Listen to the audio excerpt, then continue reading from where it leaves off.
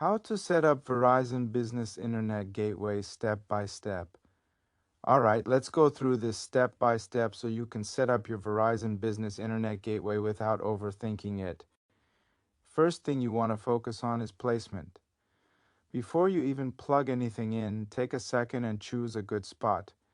Don't just throw the router in a random corner.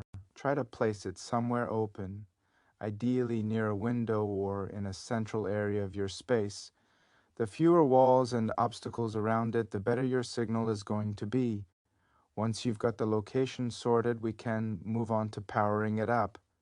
Take the power adapter that came in the box and look at the back of the gateway. You'll see a port labeled DC.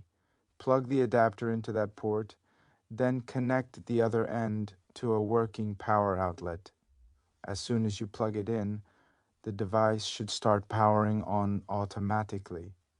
Now, this is the part where people sometimes get confused, but it's actually very simple. Just look at the LED light on the front of the gateway.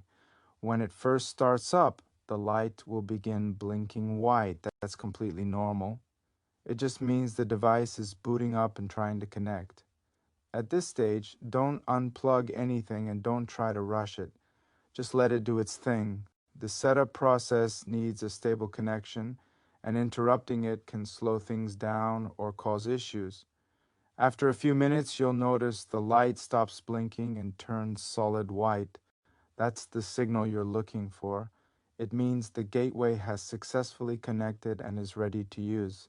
From there, you can connect your devices using the Wi-Fi name and password printed on the label, or plug in with an Ethernet cable if you prefer a direct connection. That's really it.